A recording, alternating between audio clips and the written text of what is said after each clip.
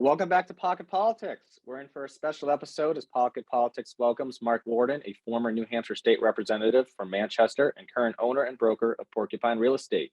Joining us on the panel today are Terry, Audit, Sarah, and myself, Andrew. Mark, I want to say thank you for being here today. Is there anything else you'd like to add before we move forward? No, that's great, Andrew. I appreciate the invitation. I look forward to the conversation, and I think your listeners will enjoy hearing more about the tiny state of New Hampshire and some of the forward-looking things we're doing in politics here. Thank you very much, Mark. Terry, to turn it over to you, sir. I know we have some questions here listed. We're going to talk about, money in politics, the importance of maybe running for office, understanding New Hampshire a little bit. So Terry, please take it away. Thanks, Andrew. Yeah, I appreciate that. And also thanks, Mark, for taking the time to be with us and sharing the microcosm that is New Hampshire with our listeners. So let's set up the conversation a little bit. Tell us about New Hampshire. Is that where you're from? What offices you've held? Is it just state representative or other offices? Tell us a little bit about that political resume you have in New Hampshire, if you don't mind. Sure. I moved here about 15 years ago from Las Vegas, Nevada. I've lived in a number of cities, including Denver, Houston, Los Angeles, but I consider Las Vegas my hometown. But now my adopted home state is New Hampshire. And I've been involved in politics since I first moved here.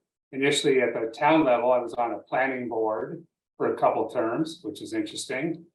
And I served 4 terms in the state legislature. I got first elected in 2010 and 2012, then took some time off and went back into the game and got elected in 2018 and 2020. So I've served 4 different terms in New Hampshire. Every term is 2 years, from state rep to state senate to the governor. There's a lot of turnover, and your listeners will enjoy this little piece of trivia that we have the largest legislature in the entire country here in New Hampshire. For a small population state of only 1.3 to 1.4 million people, there are 400 legislators in the House, 400 House members, and 24 senators. So we're by far the largest legislature, regardless of population. And that's the best part is we don't get paid. We do get paid $200 for 2 years. So it's $100 a year pay for state legislators, whether you're a rep or a senator. So we can't be bought. Yeah, or maybe you can because you're broke. So $100 a year. Yeah, that's really low. And the constituent to, the ratio there is really high, right? So, or low as well. Like you represent the fewest, most people of many other states. Right, it's very representational. Yeah. The representation here is better than anywhere else. I mean, yeah, one state rep only represents around 3,300 voters. Wow, that's and then what's the voter participation rate of, say, those 3,300 constituents? Is it pretty high? Higher than the national average? It's fairly high. We're higher than average across the nation.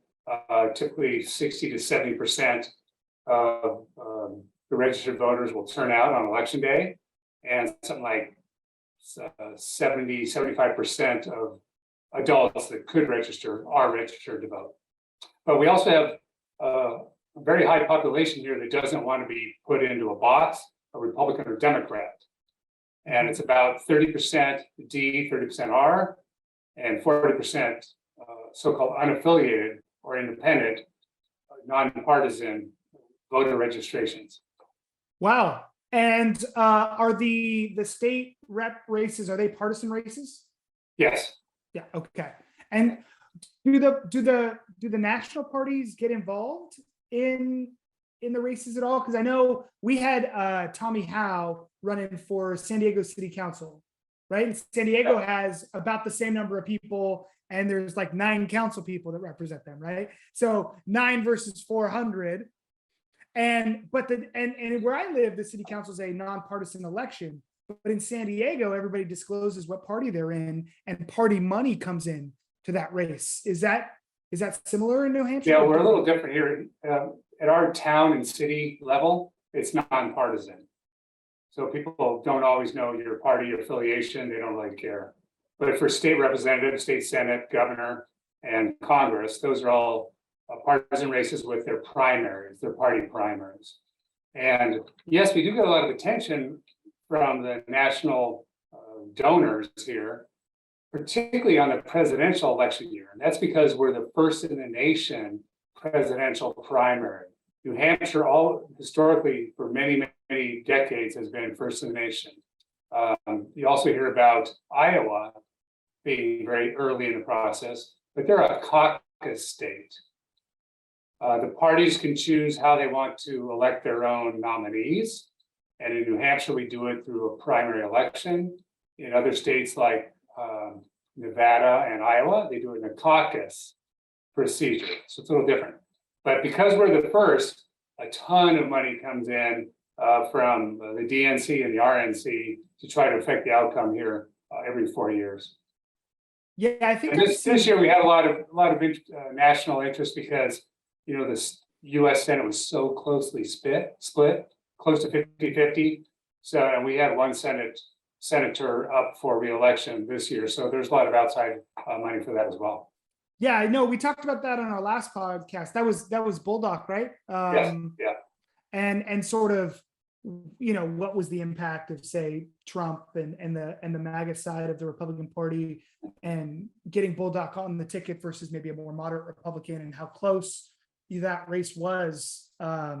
So yeah, that makes a lot of sense. I'm pretty sure I've seen video from every single diner in New Hampshire, just because of all the presidential elections that have been there. And I gotta say, the home fries look good. I need to go, not for the leaves changing, but just for those diners.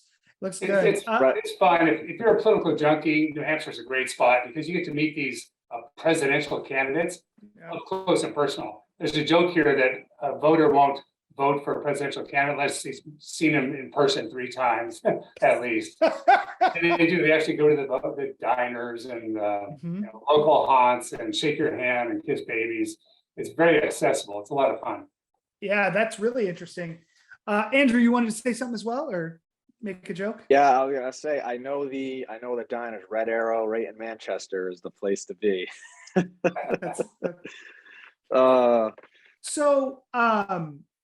Yeah, I think, look, clearly the experience of the state legislature in New Hampshire is very different than, say, where I am in California. Do you see that with the compensation being so low? Do you think you see more bipartisanship?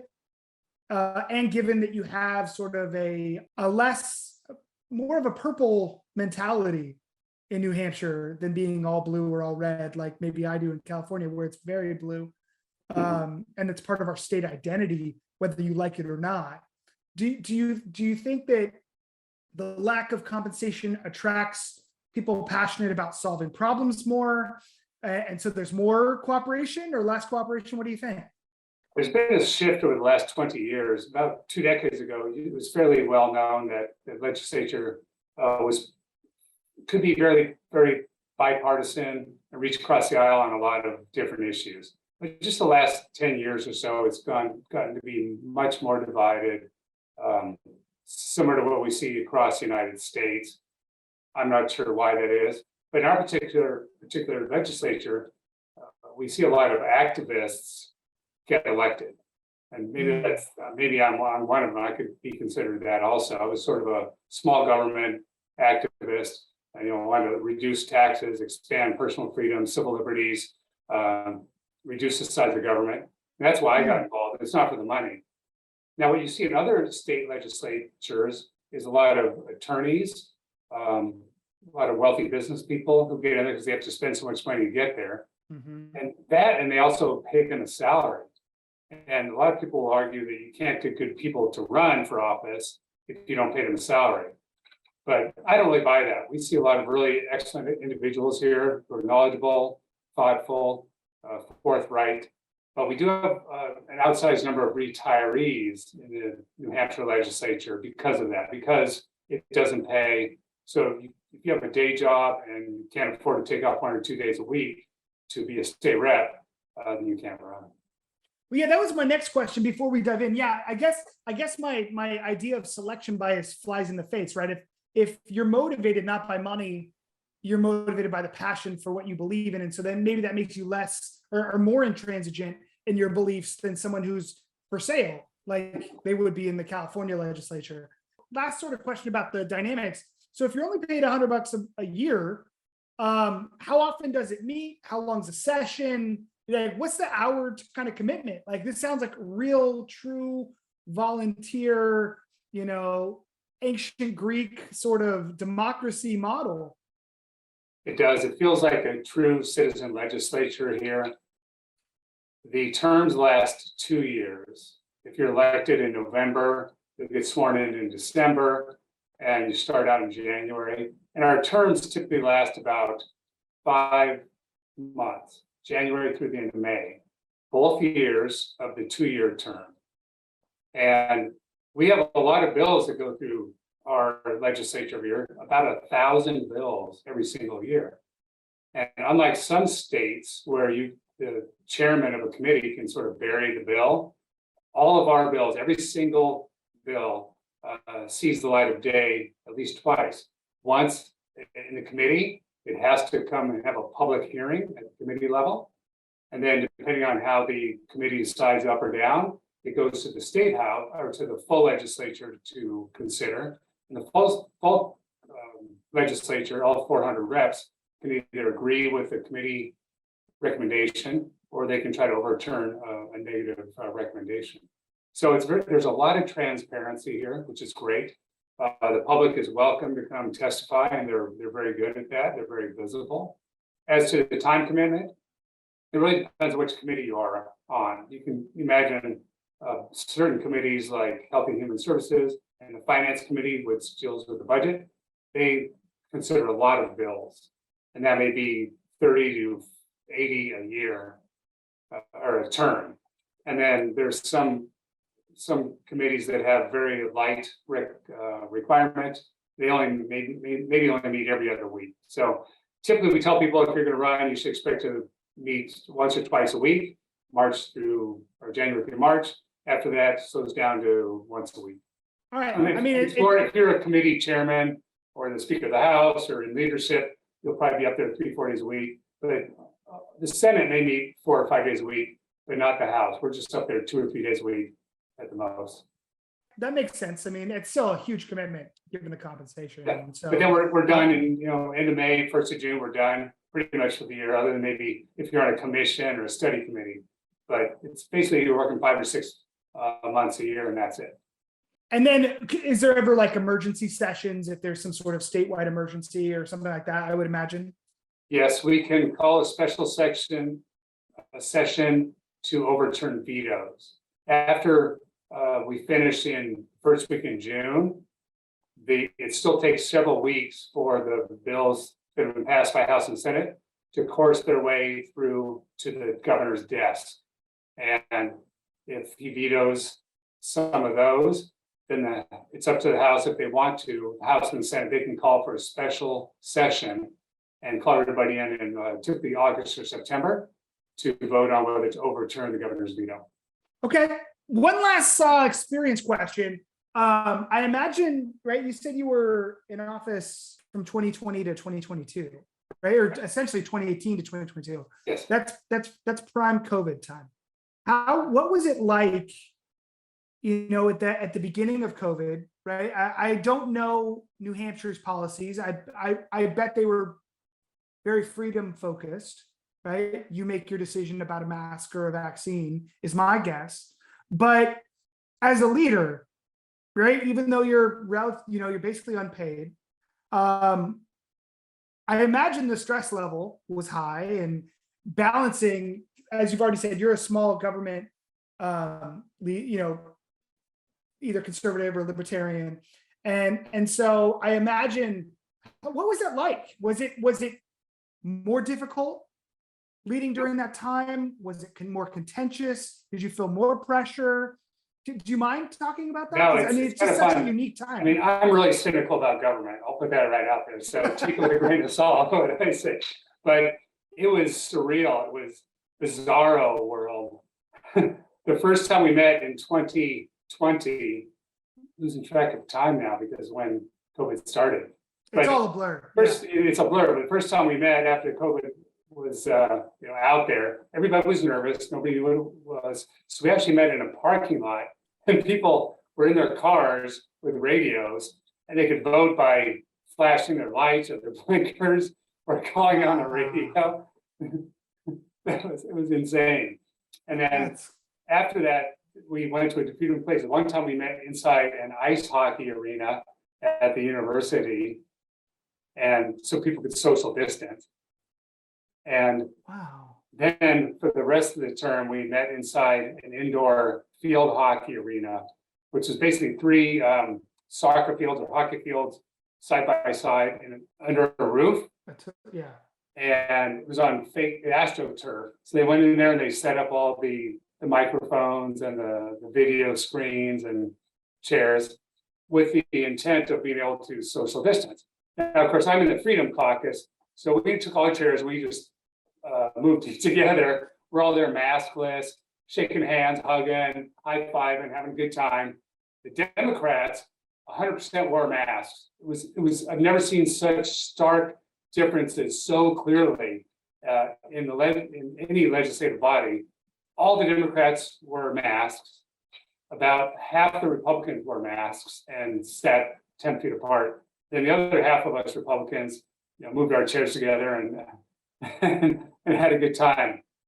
So that part was surreal, but honestly, I thought it was terrible for the voters. I don't think it's right for the constituents, for the public, because they couldn't be there.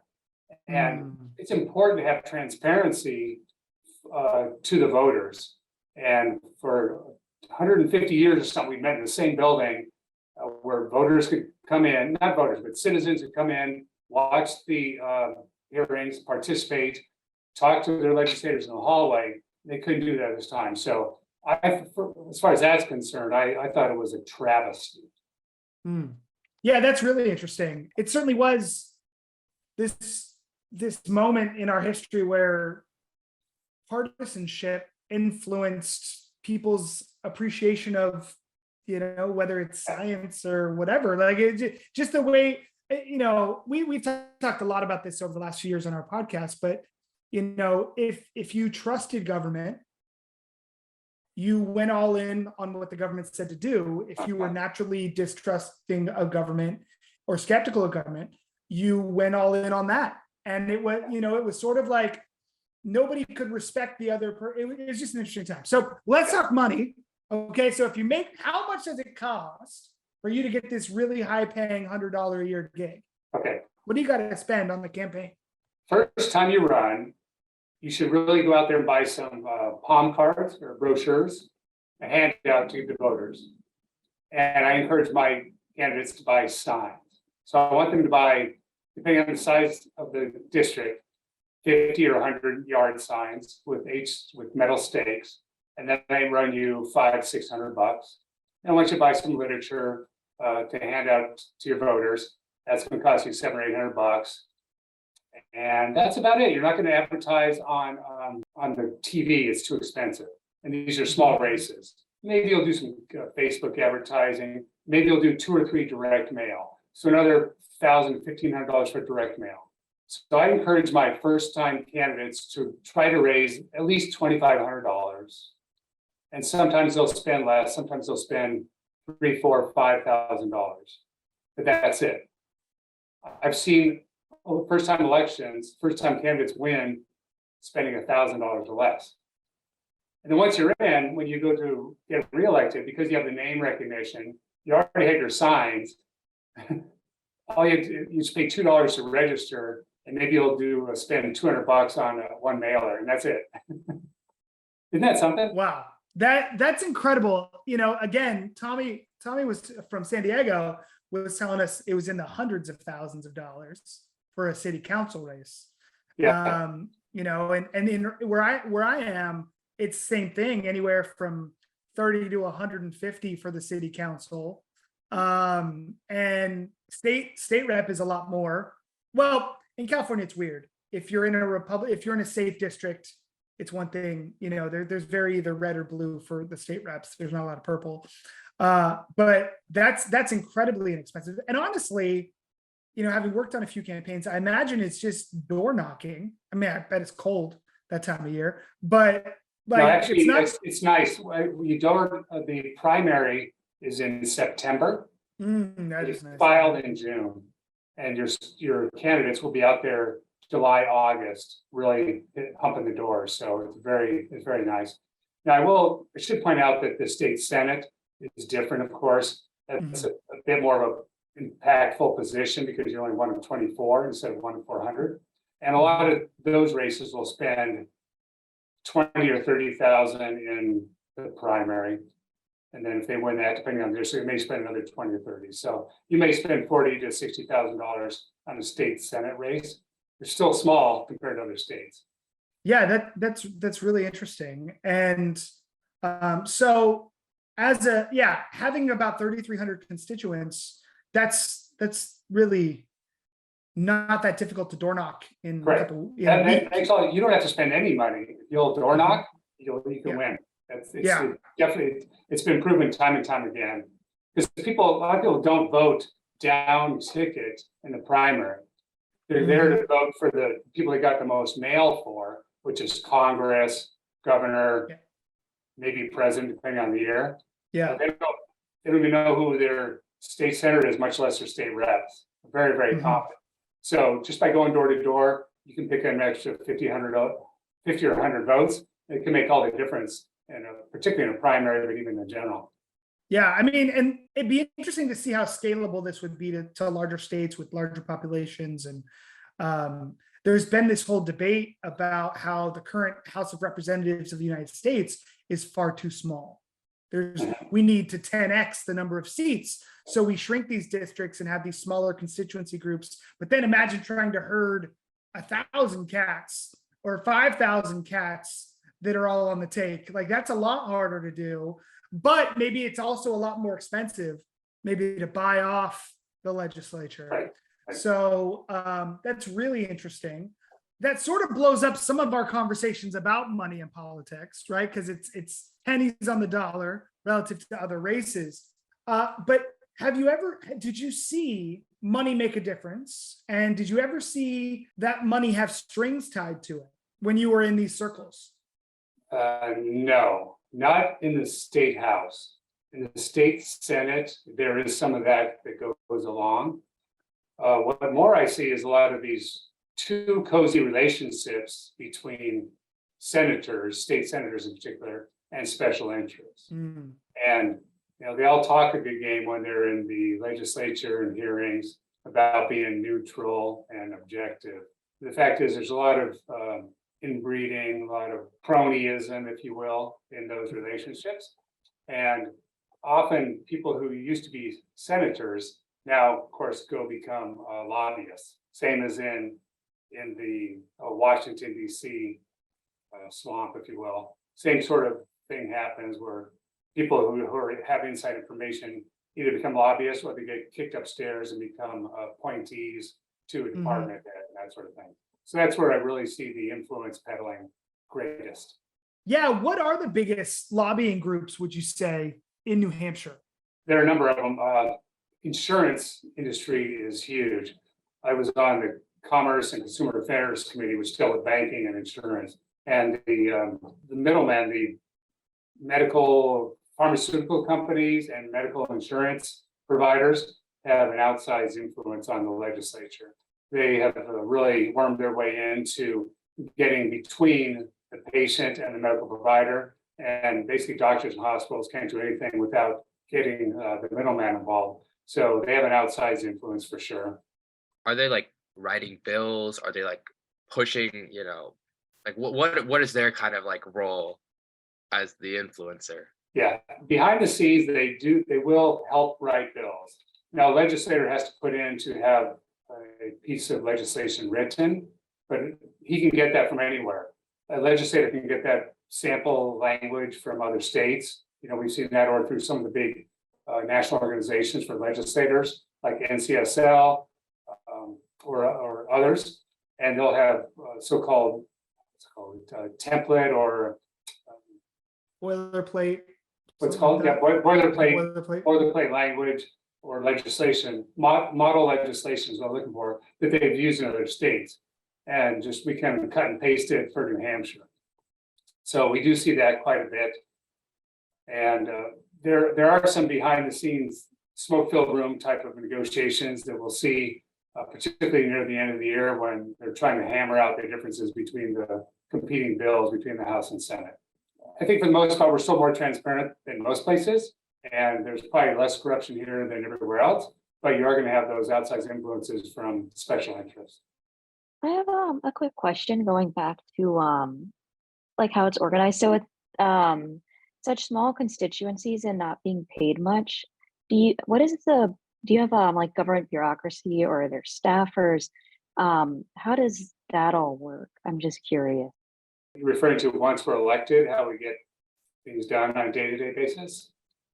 Yeah, like is there much government bureaucracy? Like what else goes on in the state house besides just the lawmakers? Do you all have staffers? Are there bureaucrats? Are there committee like researchers? Yeah, just wondering if you could clarify that because I'm curious that it's not highly paid but really represented. Yeah, that's great. I love that. Once you have submitted legislation proposal as the state legislator, there's a staff. There are staff attorneys, about 20 of them, who will actually write the bill. Then they send it back to you as the sponsor to sign off on it. You may say that doesn't look right, and you can change the wording, you can change it as much of it as you want before finally signing off on the final version. Then it gets assigned to a committee, and once it's in committee, you're supposed to shepherd it through with you and your co-sponsors, but really the committee owns it at that point. The committees do have researchers, to your point, but often 2 or 3 committees will share one researcher. And at that point, they can look up if the committee chairman or some of the people say, hey, have we seen this bill before in the past? Can you let us know how that worked before? What other statutes does this refer to? The researcher can go in and typically say, yeah, we saw this 6 years ago. Here was the outcome of the bill at that time. We have a lot of turnovers. There's not a lot of institutional memory, unfortunately, in some of these committees. There's a committee secretary, but again, that person is spread across 2 or 3 committees. In the state legislature side, where I am, the House, we have no staff. We have no office, no desk. I get a locker. It's like, that's it, a locker to my coat in when it's snowing. And then the committee has a secretary. They're really there to help the committee or the committee chairman. But other than that, there's no staff. So we really rely on a couple of researchers and doing our own research to get these things through. On the Senate side, it's still very, very lean. They'll have one office secretary for 2 senators. So 2 senators share an office and share a secretary. And then they'll have researchers for their committees as well. But it's very, very lean, which I like, of course. Also, the bills here typically are only 1 or 2 pages. Because our legislators are usually not attorneys. They're just citizen legislators, as I mentioned, from a variety of backgrounds. We try to put in really short, easy to understand, small bills, basically tweaking the edges around the edges of current statute. So it's fairly easy to follow for most people. Mark, can you tell us a little bit, I guess, how you went through the work personally? I know, of course, you explain, you'd work, the heart of the year, you have to take certain time off, and how that could be difficult for particular people. So during your time in the legislature, how were you able to, find the way to, be able to, of course, run your business? And look, again, I hammered you a lot on the phone when I was looking for my house. How were you able to how are you able to find the time to, be able to be a legislature, to serve your citizens properly, but also, make sure you can still, live? I'd like to categorize it or characterize it rather as a part-time job. If you have a really regular daytime job, you're going to have to put in another 15 to 20 hours a week to be in the legislature. What's nice is there is good Wi-Fi up there. And our committee meetings are usually spread out pretty well. So when we're in committee meetings, we don't start till 9 in the morning. We're usually done by 3 or 4 in the afternoon with a big lunch break. So before and after and during the lunch break, I'm there on my laptop, there on my phone, returning calls, calling customers, scheduling appointments. And then on the days where we have all 400 meet for a general session, there's great Wi-Fi in there. And really, there's a lot of stupid speechifying, a lot of speeches, a lot of process that goes on during those days. So we may be voting on 30, 40, 50 bills across 4 or 5 hours, but a lot of that stuff you already know how you're going to vote. So that's, again, I'm on my laptop or my tablet, or you're out in the back ante room on Wi-Fi getting work done. So most of our people who are self-employed will work around their schedule, and people who have regular day jobs will tell their employers that they'd like to have off 1 or 2 days a week. And of course, they work that out before they get elected. And then half the legislature is retired, so they have plenty of free time. It's such a different way of life, right, than where I'm from, or when I interned in DC, right, it looks so different, or here in California it's so different. Something else that we had talked about before we even got started today is that sort of how crypto and the blockchain could interface with government. Yeah, so I don't know what the price is today. I think it's $6 a Bitcoin today. That's You're killing me. So it's not winter. It's when it's like Game of Thrones winter. I was on a Twitter Spaces earlier today talking about how our organization plans on using the blockchain, which is basically the underlying code in cryptocurrencies and under NFTs and these things called smart contracts. And don't turn us off, everybody. But basically using the ones and zeros and all the letters in there to demonstrate the transparency that's absent from money in politics. So we're trying to build a platform and get participation in a platform where your lobbying dollars, your donation dollars comes through the blockchain. And so everybody can see, the FEC reports all this stuff, and a lot of this stuff is reported, but it's still very murky. Yes. And by design. And so we think that the blockchain could do a lot of good for money in politics and holding politicians accountable. But I'd love to hear more about what you guys are thinking, or what your thoughts were. And I know you said you had some ideas. I know there's a lot of ways we could audit the budget and make everybody able to see the budget through the blockchain and things like that. So tell me sort of where, and I think you're involved in Bitcoin a little bit. So tell us a little bit about that. Yeah, sure. In fact, when I ran for office in 2012 for my second term, I was the first legislative candidate in the country to accept Bitcoin contributions to my campaign. So that was a little piece of fame there. I didn't understand it. I still don't understand it very well, but I had somebody on my campaign team who said, Mark, you ought to accept Bitcoin. I said, sure, great. How do we do that? We found a plugin for the website and started there. 2012, so Bitcoin was what, like $6? Like literally $6? Like what in 2012? Get this, Terry. I had somebody send me anonymously 100 Bitcoin as a contribution. It was worth about $9 per Bitcoin back then. And then I checked with my You could be governor. If you just would have held on to that, you could be governor of New Hampshire. I had to check with my treasurer, my fiscal agent. He goes, Mark, that's anonymous. By the rules, we're not supposed to allow anonymous donations. So send it back. So I sent it back to the address. Oh no!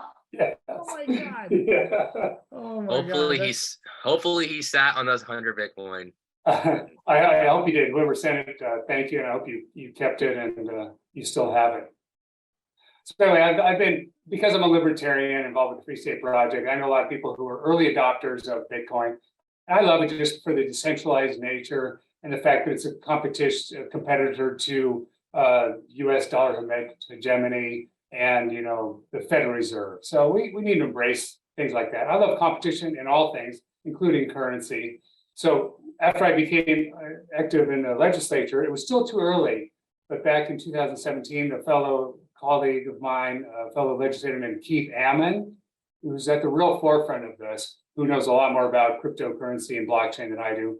He brought forth a bill in New Hampshire that was successful and basically was allowed to get with the banking commission to say banking regulators would not regulate Bitcoin or cryptocurrency. Leave it up to private parties. So that was great, and that was successful. We got that passed through the New Hampshire House. And this year, he has another piece of legislation coming forward based on model legislation again from the state of Wyoming.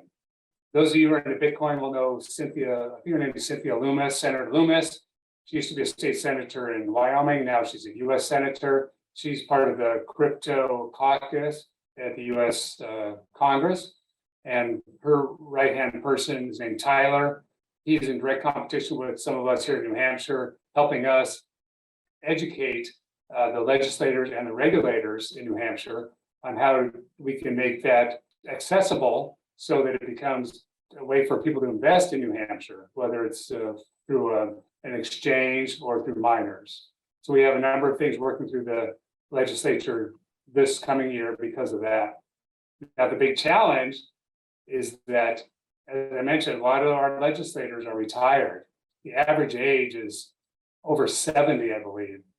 So it's really uphill slog to try to explain to everybody and educate them on what blockchain and cryptocurrency. Okay, boomer. Yeah, that's. I'm a boomer. Yeah. Yes, I have a wallet. I have crypto on my phone. I'm not sure how to get out of there.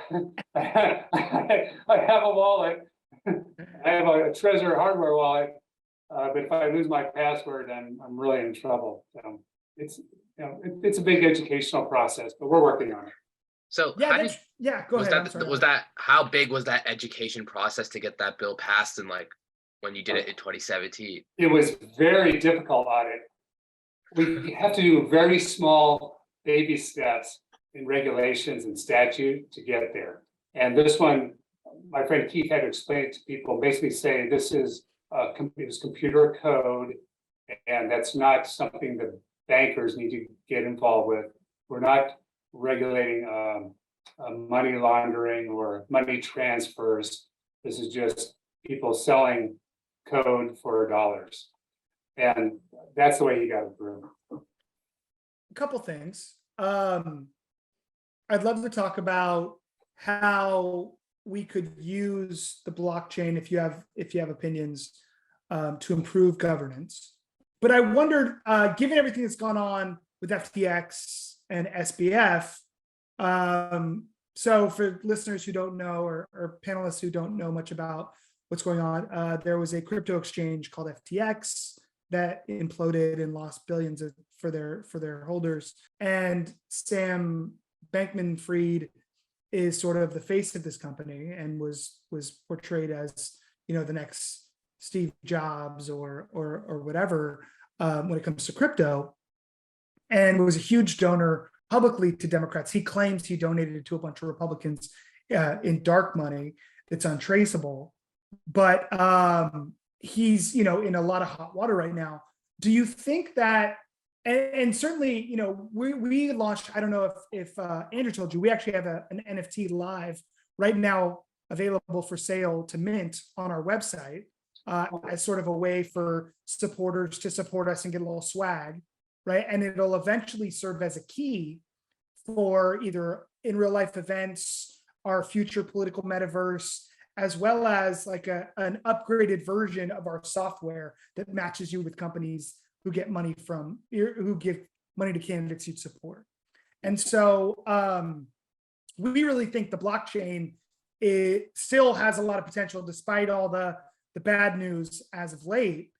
The technology itself we think is really viable. And with all the stuff coming out with AI, internet could be dead in 4 years. With what the App Store is doing to Twitter and to Coinbase and to other, to Instagram with their NFT platform. And I don't know how much everybody knows about this, but if you want to buy an NFT on your phone, Apple wants you, the exchange to pay them the 30% as if you were buying, in-app purchases for more Poke coins when you play Pokemon.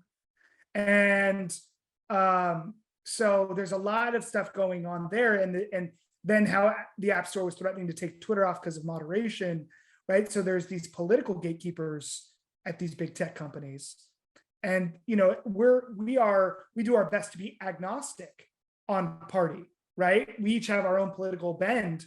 Some of us are very bent one way or the other, right? But our organization is about giving you information and letting you figure it out and find what you believe in and all that. And so, we face some jeopardy moving forward if politics are getting adjudicated by tech companies. And those tech companies are collaborating with the government on the right or on the left at the time.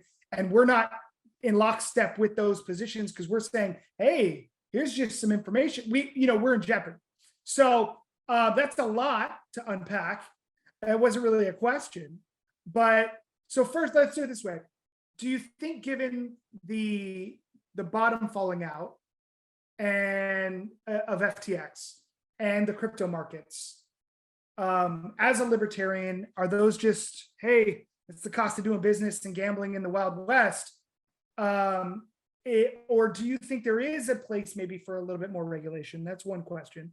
How do you think the blockchain could change governance, if at all? Obviously, adoption, given the average age of a federal senator, I think it's like 130, right? And so, adoption rates there are low.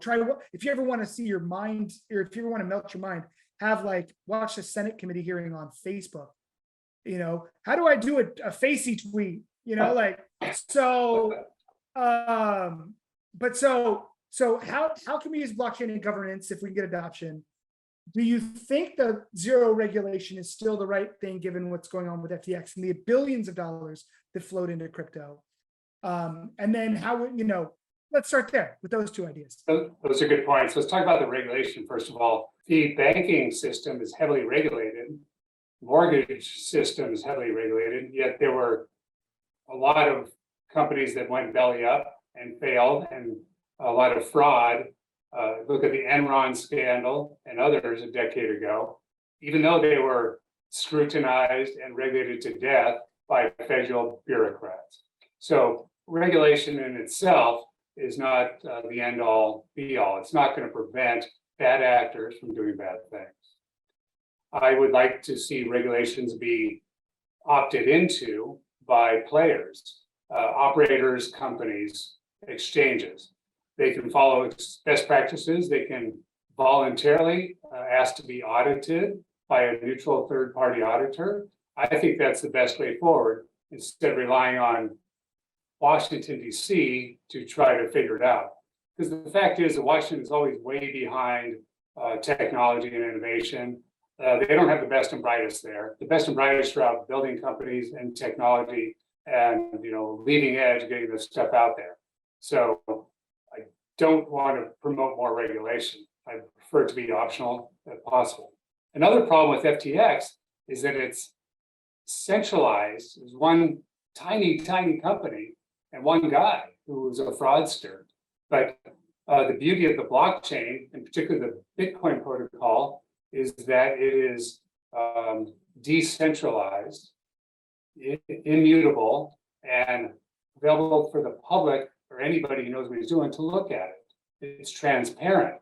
And as a small government guy, that's what I want. I want transparency in all things government, whether it's spending on contracts, the legislative process. I think the more transparency, the better.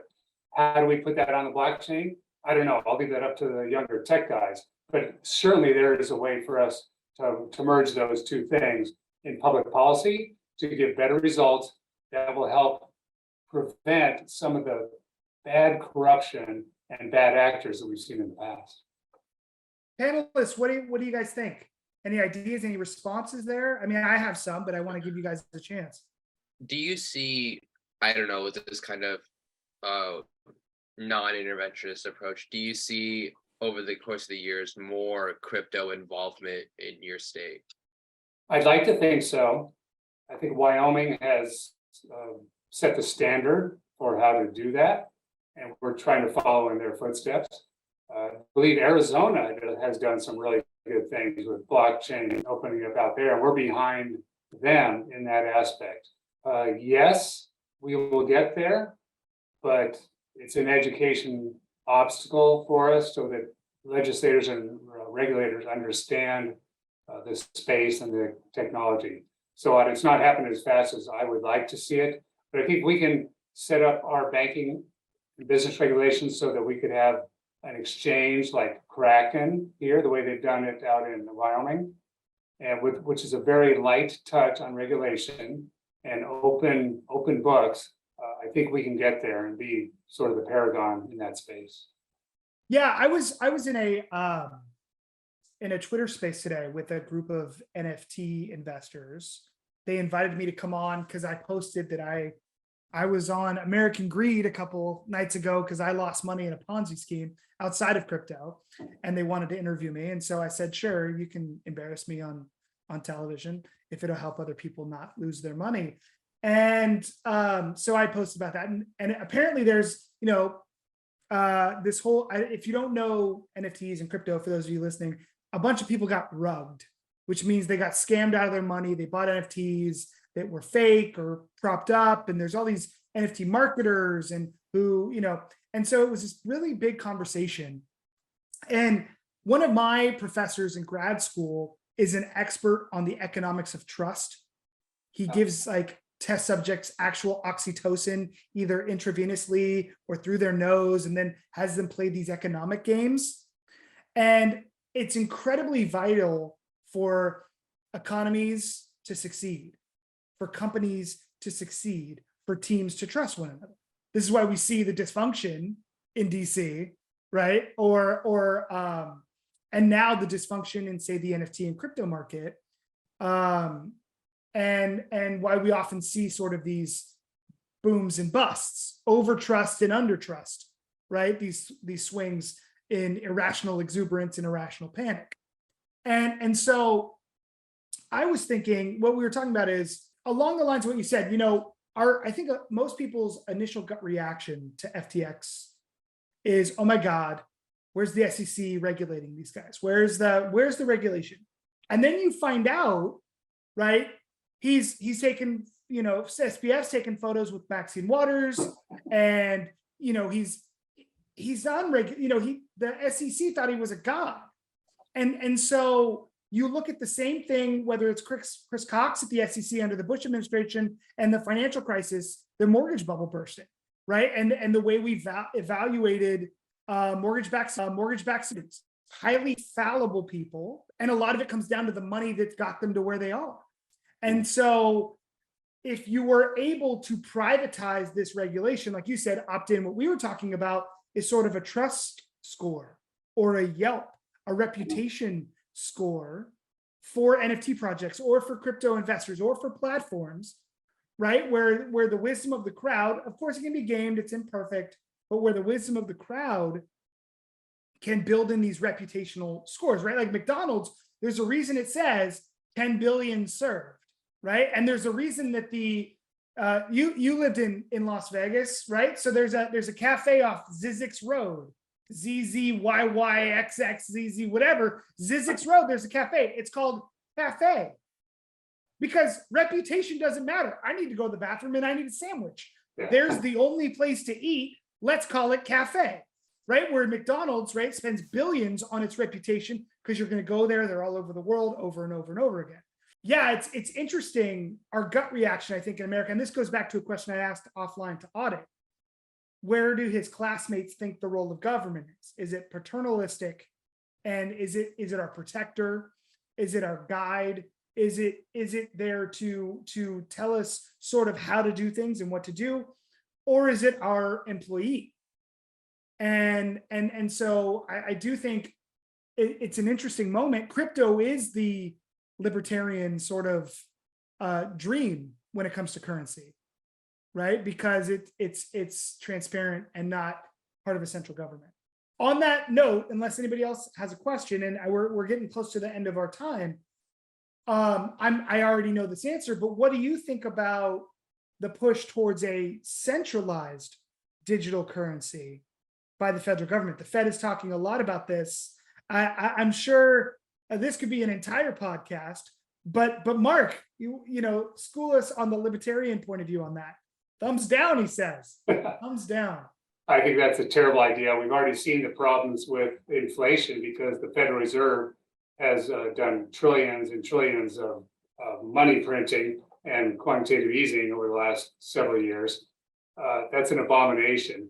I think currencies should be like any other product. They should be traded freely in the open market and not be relied upon some central planning organization to distribute them. And the problem with USDC, United States digital coin, would be that on steroids, and they would have the additional possibility of cutting people off if they don't like what their political views are. For example, a lot of people refer to the so-called credit score system in China, in communist China, and it seems like we're heading in that direction in the United States. And I think it's extremely dangerous for our individual liberty and personal freedom. And I think it's going to further strengthen the already overly authoritarian central government that we have. And we need to fight that tooth and nail. Both liberals and conservatives and libertarians need to fight that every step of the way. Mark, do you think the federal government is scared of crypto? You know, I'm reminded of a story that happened in Keene, and I imagine most of our viewers don't know where Keene, New Hampshire is. A small little town out in the western part of the state, the western southern part of the border. And I imagine, Mark, you know the story really well. I know a lot of free staters over there had the Free Keene project as kind of a big crypto mecca over there, and I believe not that long ago they had a FBI raid over there. So, you know, you see things like that. You see that the federal government can more get involved. Would you argue that that federal and state governments are afraid of crypto, maybe one day having a bigger role than their dollars? Yes, absolutely.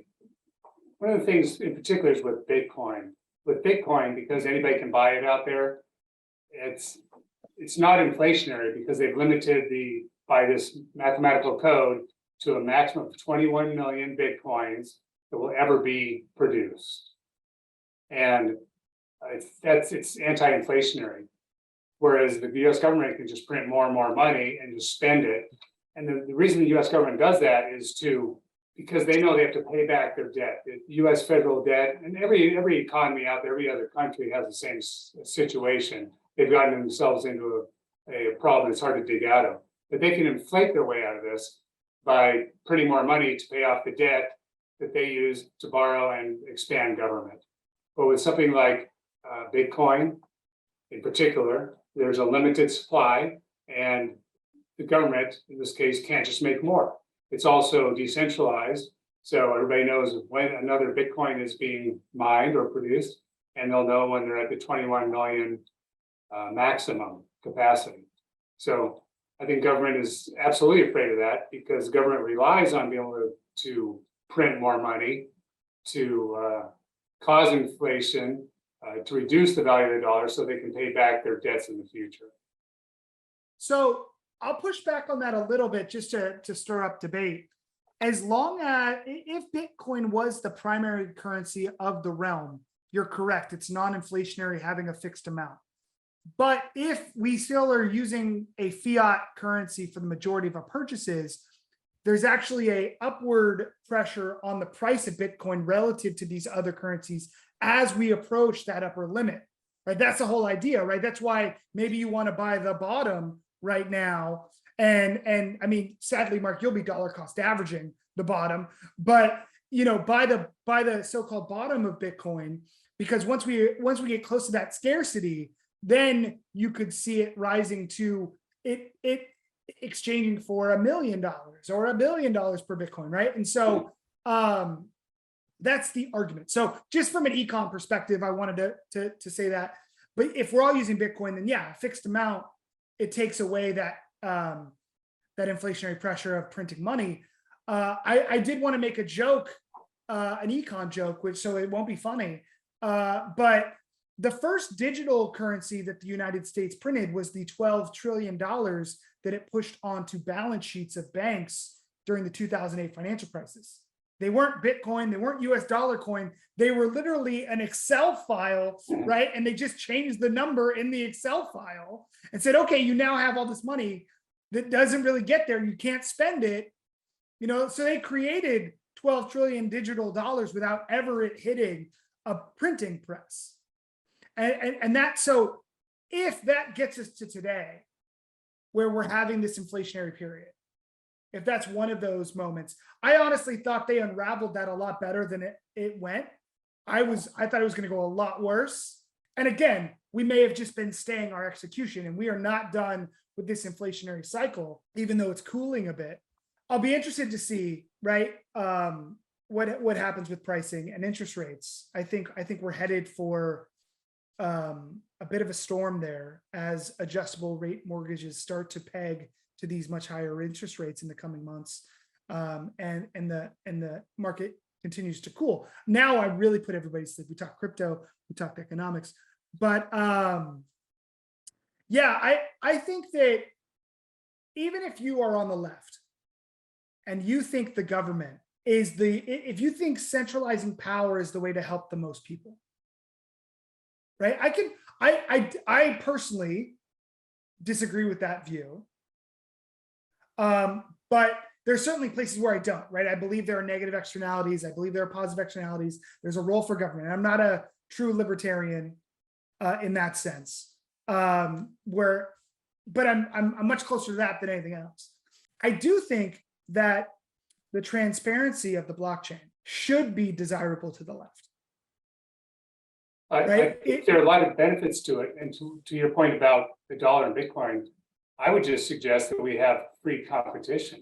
Let the market speak. If market wants to use US dollars or Canadian dollars or Bitcoin or Dogecoin or tulip bulbs or gold and silver, great. Let people figure out their own exchange rate. I don't like one central planning organization like the Federal Reserve telling us that we have to use this and only this. And also, I consider myself a libertarian, but as such, I do believe there is a role for government. I think the role of government is to protect our rights. Mm-hmm. So I'm okay with having a much smaller, of course, but court system, police, and basically and jails, if you will, to punish the bad actors for people who have defrauded people, who have hurt them, killed, and assaulted other people. I think there's a role for government in that aspect. But they've gone way too big, and I think we can easily cut it significantly without harming anybody. I agree with you, except the number one player in the United States is the federal government. That's the only problem, right? Like it is a huge job base, but are those jobs adding to the GDP or not is another question. I think those are all super valid points, and I think you're thoughtful about your position. What other questions do we have for Mark? I know we've taken a bunch of his time. What is the property market in New Hampshire like? I know you're also a realtor. That's your primary gig, right? We had a real rush up in values. There was a tremendous amount of new interest in moving to New Hampshire during COVID. It was amazing. We saw, like a lot of markets around the country, but particularly here in southern New Hampshire, we had this total hot, overheated sellers market where people were lining up at open houses, putting in multiple bids, waiving inspection contingencies, paying cash, paying over the asking price. Andrew and I worked together on his house search, and it was brutal. And a lot of that was because during COVID, people realized they could work from home, work remotely, didn't have to go to the office anymore. So if they're in New York or Connecticut or Massachusetts, they could now move to much slower pace, cleaner environment, better quality of life, lower tax state like New Hampshire, and keep their high paying jobs. So they brought a lot of wealth with them to New Hampshire, made for a real tight squeeze on the housing market here. It's starting to slow down because of the higher interest rates, and that's gotten people to back out of the market. But we still have an imbalance with a much higher demand than supply, at least here in southern New Hampshire. And I've done 3 transactions for real estate with Bitcoin. So I was the Nice. first real estate broker in New Hampshire to do an all Bitcoin transaction. So again, I'm a boomer. I don't understand the math, but I think it's forward looking and I think it's a lot of fun. Look, I think there's several blockchain real estate startups. Yes. Where you can buy fractions of properties using the blockchain, Yeah. where you can sell your house completely on the blockchain. People are basically creating their house as an NFT, and you can buy the house on OpenSea. Wow. It's going to now. What you're doing is by holding the NFT, your utility is you are the title holder, and then you have to file title with the locality, however they do that, where the house is located. But yeah, it could very well disrupt the housing market again, because those transactions might be outside the regulatory bodies that exist. I mean, you're a member of NAR. You're getting the law. I'm getting text messages to vote for the Democratic Congresswoman in my district from my employer, from NAR, the National Association of Realtors. And they're the number 3 lobbyist, I think, nationally in America. The amount of money that real estate makes, the industry, and the amount made by people with our licenses is drives that sort of that whole thing. So, well, look, is there a political future for Mark, or what are you doing? You're running for Senate, state Senate? What you gonna find someone that pays a couple $100 a year? I don't want to be fake coy like the real politicians and say, I'll announce that later. But I'm just going to take some time off, do a little bit of traveling, and figure out my next step politically. I need a break. It's been very stressful the last 2 years, but I'll probably get back into it at some point. Is it like a drug? It seems like a drug, to a lot of our leaders. And I don't know if it's the power, the money, the influence, but at the national level, just look at how long people are in office, right? The before and after photos of Joe Biden, right? Like, or whoever. Is it that you're making a difference? Is it like that? Or is it simply, hey, look, I've got a worldview, I want to put it forth, and I think I can make a difference? Yeah, at the state level, I think it's more the latter. People, they think they can help. That's part of the motivation. For other people, particularly those who are retired, it just gives them something to do. A lot of people really thrive on the attention. Particularly, you have lobbyists coming in all day, kissing your ring. You feel really important, which I think is insidious, but that's sad but true. That's the case with a lot of people. A lot of politicians are sociopaths, and they just want more and more and more, and they're never satisfied. It's like that hit, like a junkie. They always need more and more and more. I'm too cynical for my own good, so I'm gonna take a break and get out of it and go travel and do some camping or something. Yeah, good for you. I have this crazy idea. If I were to ever run for office, I'd put one of those nanny cams on the bookshelf in my office, and I'd wear, I'd offer to wear a body cam like a police officer. What do you think about having cameras live stream to an individual IP address all over the Capitol building 24/7, other than the restrooms? Then all the business will get done, no pun intended, in the restrooms. But do you think, is that how we get this transparency, or is it just we need more? I just got to trust people. Yeah, that's a fun thought experiment. The problem is the people that make the rules don't want that, and they're going to make rules for themselves that benefit themselves. That's never going to change. More transparency is good, but how we get there, I'm not sure. I think you just made a video clip for the lead into this entire podcast, because that's what Voting Smarter is founded on, right? We're all individually incentivized, right? We're all going to do the least amount of work to get the most amount of benefit. We're all going to do what satiates our desires, whether that's be a great dad or be a billionaire, right? Or be the best basketball player that ever was. Whatever we want to accomplish, we're going to do that. We're going to do what makes us feel good and not what makes us feel bad. And we can't expect our leaders to be different and be altruistic. And so look, even if we wanted to expect it, we have to look at the evidence, and they're not. What you just said is, look, they're not incentivized to make rules that increase transparency or accountability. And you're absolutely right. And that's why Voting Smarter started. Right? We are fighting the incentives that have broken our system, because they're just people. In the end of the day, Mark, you're just a person. Right? And so I can't hold you to a higher standard. And I can't assume that you're going to put me before your kids. Right? Because I'm not putting you before mine. Mhm. And so we gotta, I appreciate that perspective, and I'm sure Andrew's gonna pitch you on being, on Voting Smarter and checking us out and telling all your friends about us who agree with you about attacking these incentives of the money in politics and the way that information is given to us, whether it's through big tech or through biased media on the right and on the left. We're trying to be sort of lower the cost of information. Mhm. And increase transparency. And our whole thing is KISS, right? Keep it simple. We really appreciate your time with us and being open and honest about why and how you did what you did, and what you think works and how you think money affected your job and other jobs. I think New Hampshire's a microcosm. We got to get some, big state with, some crazy legislatures on too, to sort of hear the other side. But we really appreciate your time and your service and all that sort of stuff. So thank you, and thank you, Andrew, for getting them. Thank you, Sarah and Audit, for the cool questions. And listeners, thank you. If you want to find out more about Mark, how would people do that? Would they I'm on go to Ballotpedia or your Facebook or? Yeah, Facebook, Mark Warden, or I have a website, markwarden.com.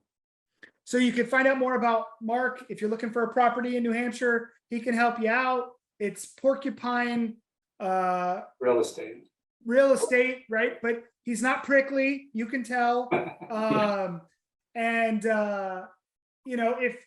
you want to learn more about Voting Smarter, our website's votingsmarter.org. Follow us on Twitter, follow us on Instagram, smash that subscribe button or whatever, and tell your friends about what we're doing. If you love this idea, maybe buy one of our NFTs or, check us out, everybody. This time of year, we're recording this during the holidays. I wish all of you, a safe holiday season, a happy holiday season, a moderately consumed holiday season, right? Up to the limit of satiation and not too far beyond, whether it's food or booze. You have a great time. Love your families. Be well. Thanks for listening, everybody. Thank you, everybody. Good night. Talk soon. Thank you.